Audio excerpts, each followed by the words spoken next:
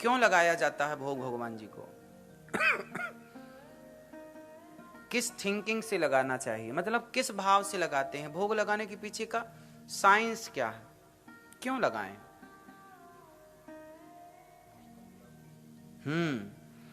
भगवान जी को भोग इसलिए लगाना चाहिए कि जैसे हमें आप एक गिलास पानी पिलाते हो या आपको कोई एक गिलास पानी पिलाए तो आप क्या बोलते हैं? थैंक यू, धन्यवाद, आपका बहुत बहुत धन्यवाद, आपने हमें पानी दिया।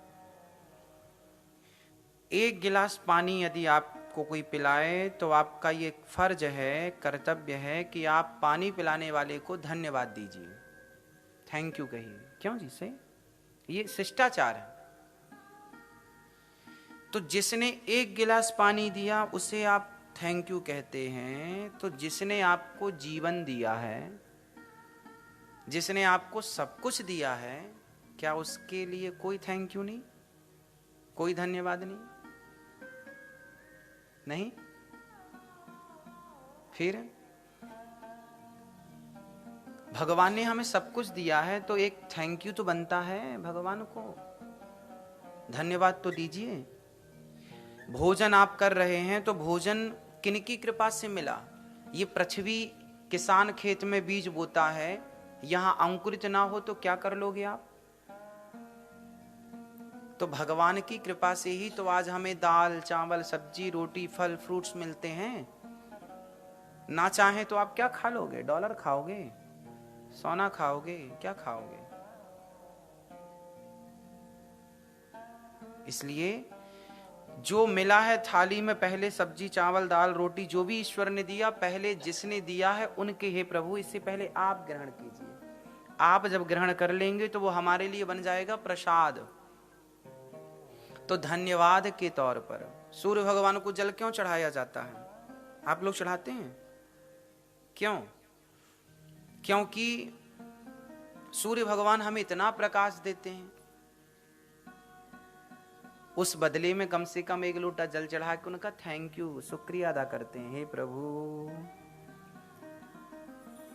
हम तेरा दिया खाएं, तेरा ही गुण गाएं, जीवन दिया जो उसका भी शुक्रिया करते हैं कान्हा, तेरा हर पल शुक्रिया। तो जो भी मिला है पहले उसका धन्यवाद देने के भाव से भगवान जी को भोग लगाना चाहिए। अच्छा, भगवान जी खाते हैं कि नहीं? खाते हैं। तो फिर दाल चावल सब्जी रोटी जब आप रखते हैं तो कम क्यों नहीं होता? या तो कम होना चाहिए या फिर इसका मतलब यह है कि नहीं खाते। यदि खाते हैं भगवान और कम भी नहीं होता तो फिर इसे सिद्ध करके बताओ कैसे खाते हैं।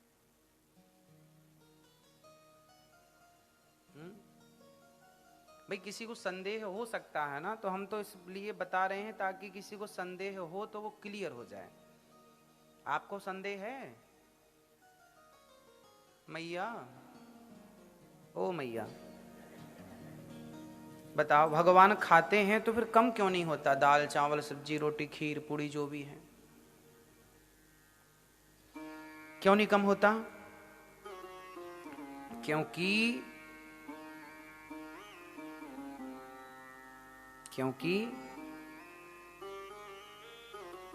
ये पुष्प है।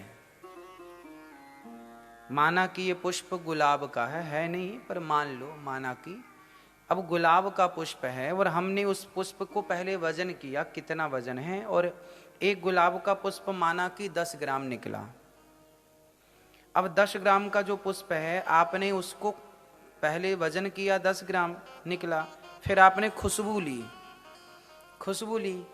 और खुशबू लेने के बाद फिर आपने तराजू में रखा। तो बताओ, खुशबू लेने के बाद उसे फिर तौला तराजू में, तो उसका वजन कम होगा कि नहीं? बताओ। होगा? नहीं होगा ना? वजन कम नहीं हुआ ना? अच्छा, वजन तो कम नहीं हुआ, पर खुशबू आपने ली कि नहीं? खुशबू ले ली ना, खुशबू तो ले ली पर उसका वजन कम नहीं हुआ। अच्छा, वजन कम नहीं हुआ इसका मतलब ये तो नहीं कि आपने खुशबू नहीं ली, खुशबू ले ली पर वजन कम नहीं हुआ। उसी तरह जैसे आपने गुलाब की खुशबू ली है, उसका वेट ज्यों ज्यों का त्यों है, उसी तरह भगवान को आप जो देते हैं, भोग लगाते हैं दाल चावल सब्जी रोटी का, तो भगवान वो वस्तु ग्रहण नहीं करते, दाल चावल सब्जी रोटी नहीं खाते, लेकिन खिलाने वाले के अंदर जो प्रेम है, वो प्रेम की भाव की खुशबू भगवान ग्रहण कर लेते हैं, वो खुशबू ग्रहण करते हैं। भावग्राही जनार्दना, भगवान क्या ग्रहण करते हैं? जैसे जैसे पुष्प से एक दूसरी बात और सीखनी है। बताओ, पुष्प में जाकर मधुमक्खी बैठती है और पुष्प से क्या निकालती है? भैया क्या निकालती है?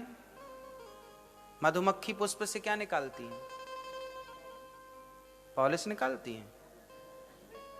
अच्छा ठीक है, शहद, हनी, ठीक है। जो पुष्प में बैठती है, किसी भी पुष्प में जाके बैठ सकती है वो, उसे ये नहीं कहा जा सकता कि तुम इसी में बैठो। किसी भी पुष्प में जाकर बैठ जाए तो वो वहां से क्या निकाल लेती है? शहद निकाल लेती है। अच्छा, मधुमक्खी पुष्प से शहद तो निकाल लेती है, अब ऐसा बताओ कि कोई मशीन ऐसी है कि जो पुष्प डालो और शहद निकल आए? है ना, नहीं निकल सकती।